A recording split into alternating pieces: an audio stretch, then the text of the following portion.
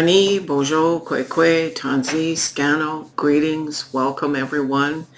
It's Brian and Catherine at Moonstarlodge in South Central Ontario, bringing you the reading for the 9th to the 15th of September.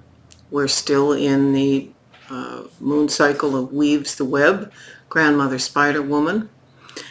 As I pulled this week's cards, I realized it's exactly a follow-up. It's part 2 of the series. It should be on Netflix, for heaven's sakes, or Prime. It's definitely a follow-up to last week's video.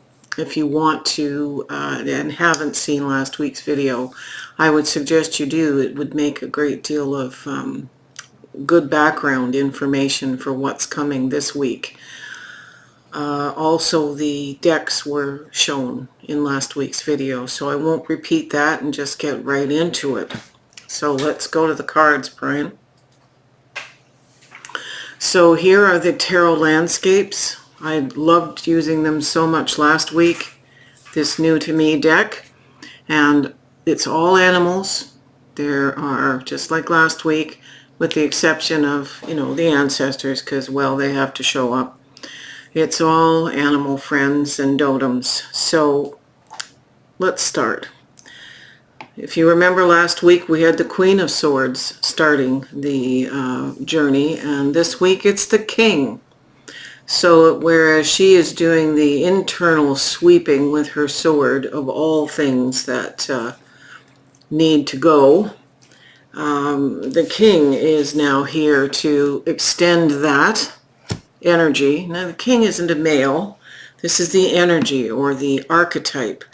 So now we've gone from doing an internal sweep and cutting away that which doesn't serve to an external in our larger life, as it were, taking no prisoners, just getting rid of it. And the clarity that comes is important.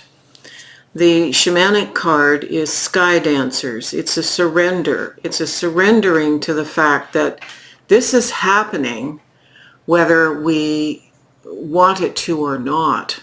The shaman here are acting in an ancestral way. They did last week and they are this week. So the Sky Dancers are the spirit beings who are evolved spirits. You can see them in their orbs here, helping with this expansive, clean sweep of our lives. It's followed here by the Five of Pentacles, and this can seem like we are outcast. We haven't been invited to the table. We're all alone. We can't see the light, but in order to see these clouds and everything else, there has to be a semblance of light. Sometimes this is our perception. Don't let the feelings of disconnecting parts of your life leave you feeling alone and without. In fact, it's clarified by this ancestor with the scale of justice. Now, justice appeared last week. So once again, this theme is ongoing. There is a justice to be had by letting go, and don't grieve it or lament its loss. It's a clean sweep for all of us. This is the overarching energy, and as I said last week, how it manifests will be different for each and every one of us, but there are overarching themes. This is the collective unconscious and collective consciousness in action. It's followed here by the Eight of Wands. The Eight of Wands is a fireworks, all right. This little lizard is seeing things going off. This is the call to action. We cannot sit in this place very long. We can acknowledge it, have the feelings, recognize there are bigger things, trust that bigger things are coming, and then we grab that and go. This is a lot like chariot energy. We just have to trust that we need to move quickly. And I mentioned Weaves the Web, and here she is in the card, and she's being called here Dream Weaver. she is pulling together in that great story that I mentioned last week about Grandmother Spider-Woman and weaves the web. She is weaving as we dream and as she dreams the world together. That energy that we're using, she's pulling into this weaving together the new life that we're moving toward.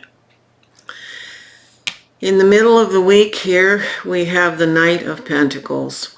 And the Knight of Pentacles is methodical, planting seeds, watching the garden grow, being very careful, step by step, organizing the journey.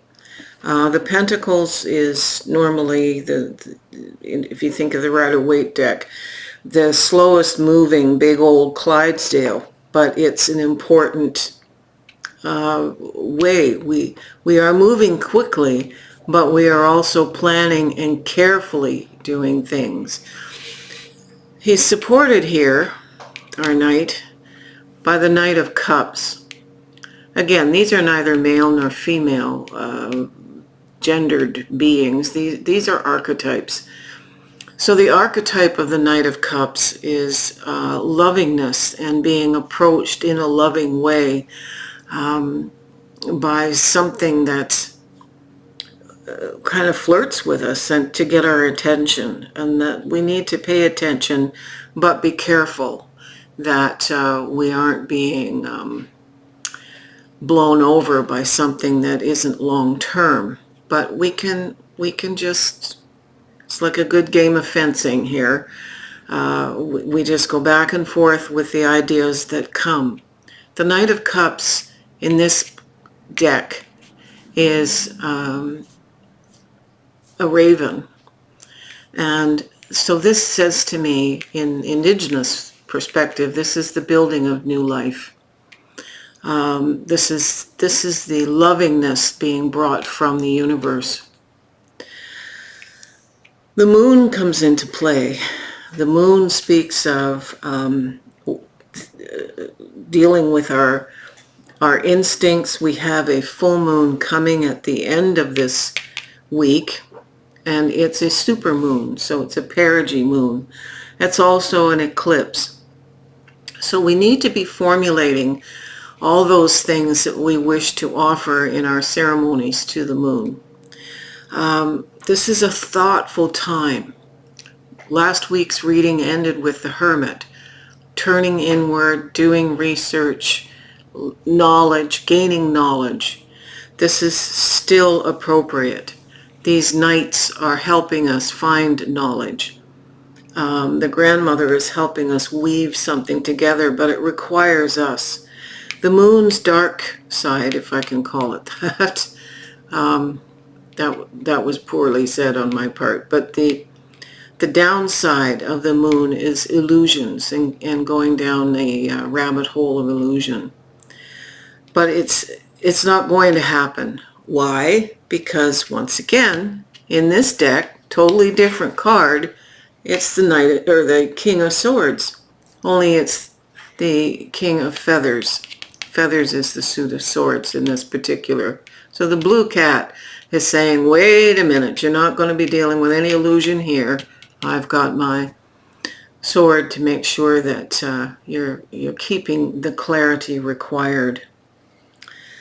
Last week we had a lot of wands and pentacles, and sure enough, we still have another pentacle here. This is the 10 of Pentacles. Last week it was the 9 in that position. And the 10 of Pentacles is the joyful completion of building everything we need and turning to our legacy. So this week, what we are building, in addition to what came up last week, is part of our legacy, our how we leave this world in a good place, in a bad place. That's our choice, and that's our work. The formulation of the information requires thought.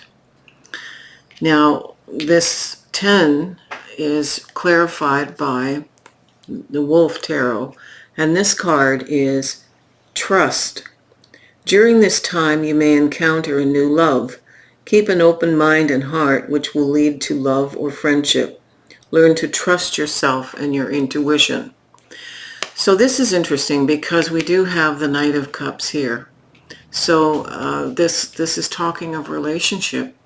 It can be relationship with self as much as an external relationship.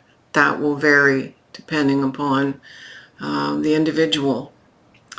So the final joyful card for this week is the Three of Cups, which is signaled here by three waterfalls. It's play, it's immersion, it's socializing, it's celebration. And our unicorn here is saying the card is greenwood, and it's about an awakening. So the celebration is because of the awakening. That's what we're being clarified here. We're having an awakening from all of this, and this awakening is permanent. Once you're woke, you are woke. You can't go back unless you really, really fail in this life. So the ancestor card is Gemini, and that's interesting because last week we had Cancer, which follows Gemini. So everything the last 2 weeks is talking about, we're finding the best part of our new lives by the time we hit June. So that's sort of May 21st-ish to summer solstice, and from summer solstice to about July 20th. For most of us, it's going to be the completion of all of this change talked about by our animal totems and ancestors in the last 2 weeks. You can flip the camera, Brian. Wow, that is quite incredible. It makes me kind of anxious to see what next week's reading is, because that's, of course, when this full moon and eclipse happen in Weaves the Web's 10th moon cycle. Anyway, if you like this reading, please give us a thumbs up and subscribe if you haven't. Keep the coffee flowing. Brian is still in his healing time, and so your support is very important to us. Be well and get those rituals ready. Aho.